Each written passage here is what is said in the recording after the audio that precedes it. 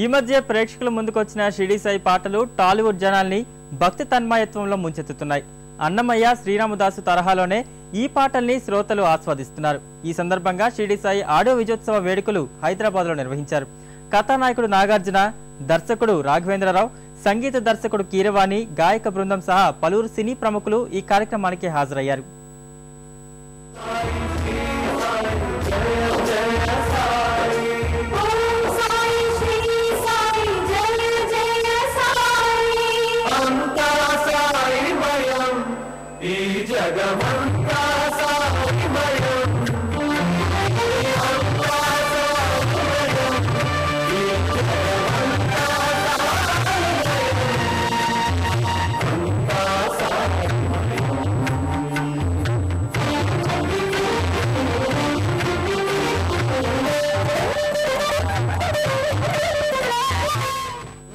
Saibaba cinema making అప్పుడు మీకు పొందిన మధురైన అనుభూతులు ఏమైనా ఉంటే చెప్పండి.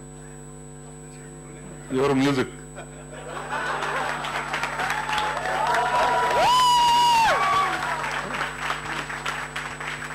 షిరిడి సాయిలో పాటలు చక్కటి ఆదరణ పొందినందుకు, మీకు అందరికీ నచ్చినందుకు చాలా సంతోషంగా ఉంది. సినిమా అనేది ఎంతో మంది కలిసి పనిచేస్తే సృష్టించబడే ఒక కావ్యం అండి. ఆ కావ్యం వెనకాల చాలామంది సహాయ సహకారాలు ఉంటాయి. ఏ సినిమా రిలీజ్ అయిన తర్వాత కూడా అండర్ ప్రొడక్షన్స్లో ఒక సినిమా వెళ్తూ ఉంటుంది. అంటే 2-3 సినిమాలు ప్రొడక్షన్లో ఉంటాయి, రికార్డింగ్ స్టేజ్లో ఉంటాయి, సాంగ్ కంపోజింగ్ స్టేజ్లో ఉంటాయి. For the first time Shirdi Sai cinema తాలూకు పని ఈరోజు 1 గంటకి కంప్లీట్ అయిపోయిందండి. రికార్డింగ్ అయిపోయింది, DTS మిక్సింగ్ కూడా అయిపోయింది. ఈరోజు 1 గంట తర్వాత ఎవరైనా జర్నలిస్ట్ వచ్చి నా దగ్గరికి వచ్చి మీరు ఏం సినిమాలు చేస్తున్నారండి అంటే, నా 22 years కెరీర్లో ఇప్పుడు నేనేం సినిమాలు చేయట్లేదండి అని చెప్పాలండి.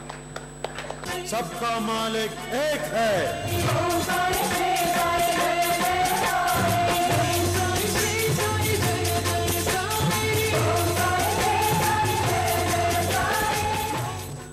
शरणु शरणं गुरु साईनाथ शरणं.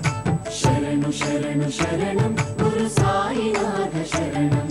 साई कथा श्रवणं सकल पापहरणं. साई कथा श्रवणं सकल पापहरणं.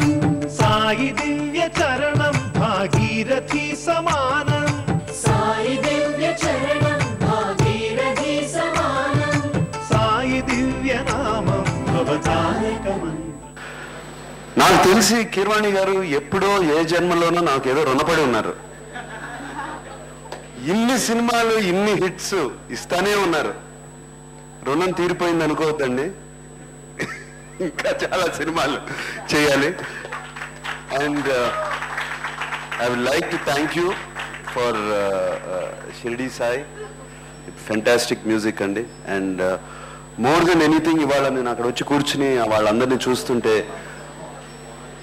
Hats off to you. వాళ్ళందరినీ, న్యూ టాలెంట్ని ఇలా మీరు ఎంకరేజ్ చేయటం. అండ్ ఇప్పుడు నాకు తెలుస్తుంది మీలో ఈ కొత్త ఎనర్జీ, కొత్త మ్యూజిక్, కొత్త ఎప్పటికప్పుడు అప్ టు డేట్ ఎలా ఉంటున్నారో వాళ్ళందరినీ చూస్తుంటే తెలుస్తుందండి.